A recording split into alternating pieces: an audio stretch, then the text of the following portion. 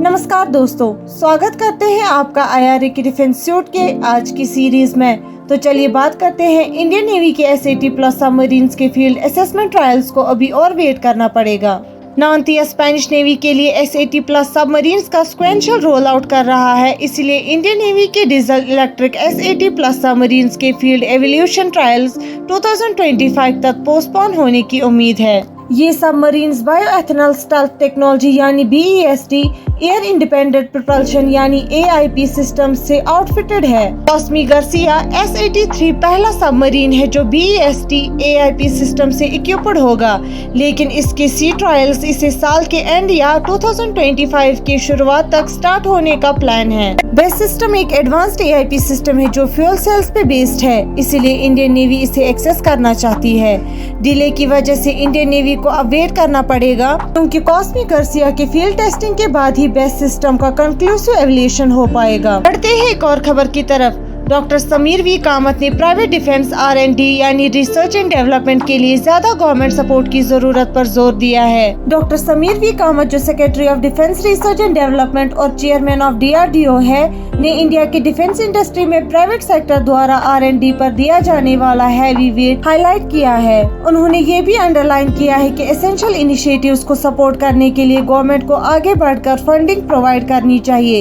Indian armed forces के domestic solutions पर बढ़ती हुई निर्भरता को देखते हुए कामत को विश्वास है कि अगले 5 से 6 सालों में पोजीशन सुधरेगी। डोमेस्टिक डिफेंस टेक्नोलॉजी के कंटिन्यूअस डेवलपमेंट को इंश्योर करने के लिए मिलिट्री R&D में स्पेसिफिक गवर्नमेंट फंडिंग की कमी से जो गैप बना है उसे फुलफिल करना जरूरी है। कामत कहते हैं कि Indian armed forces weapon development पर और ज्यादा फोकस करेगी। इंडियन आर्म्ड फोर्स अपनी रिक्वायरमेंट्स के अकॉर्डिंग सिस्टम्स और वेपनरी बनाने पर ज्यादा जोर देगी, डोमेस्टिक बिजनेसेस के साथ पार्टनरशिप्स के थ्रू। इसे पब्लिक और प्राइवेट सेक्टर फंडिंग के सपोर्ट के साथ R&D में टारगेटेड और ऑनगोइंग इन्वेस्टमेंट्स होंगे। बढ़ते हैं एक और खबर की तरफ। EDG ग्रुप और अदानी डिफेंस एंड एरोस्पेस के बीच एक हिस्टोरिक एग्रीमेंट डिफेंस और सिक्योरिटी कोऑपरेशन के लिए साइन हुआ है।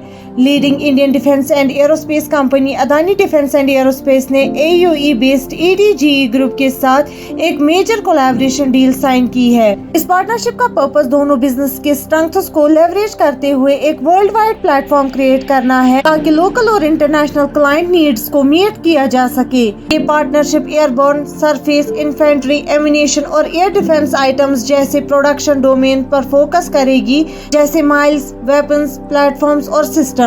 एग्रीमेंट के तहत डिफेंस और एरोस्पेस प्रोडक्ट्स के R&D, मैन्युफैक्चरिंग और मेंटेनेंस फैसिलिटीज के क्रिएशन को भी इन्वेस्टिगेट किया जाएगा। साथ ही इंडिया और यूनाइटेड अरब एमिरेट्स में R&D फैसिलिटीज को एस्टेब्लिश करने पर भी ध्यान दिया जाएगा। अदानी डिफेंस एंड एरोस्पेस के CEO आशीष राजवंशी के मुताबिक ये partnership India United Arab Emirates defence cooperation के डेवलपमेंट और डिफेंस कैपेबिलिटीज को स्ट्रेंथन करने में एक नया चैप्टर शुरू करती है। एज ग्रुप के CEO और मैनेजिंग डायरेक्टर अहमद अलमरन ने भी एग्रीमेंट की इम्पोर्टेंस को हाईलाइट करते हुए कहा है कि ये एग्रीमेंट इंडिया के डिफेंस सेक्टर के रिलेशनशिप्स को बोलस्टर करेगा और UAE और इंडिया के बीच मिलिट्री टाइज को इम्प्रूव करने के शेयर्ड कमिटमेंट को दिखाता है। अदानी डिफेंस और एज अपनी शेयर्ड प्लेटफॉर्म के through cutting edge military hardware और डिफेंस इंडस्ट्री में नए बेंचमार्क्स एस्टेब्लिश करने और इनोवेशन लाने में सक्षम होंगे। हमारे साथ बने रहने के लिए शुक्रिया।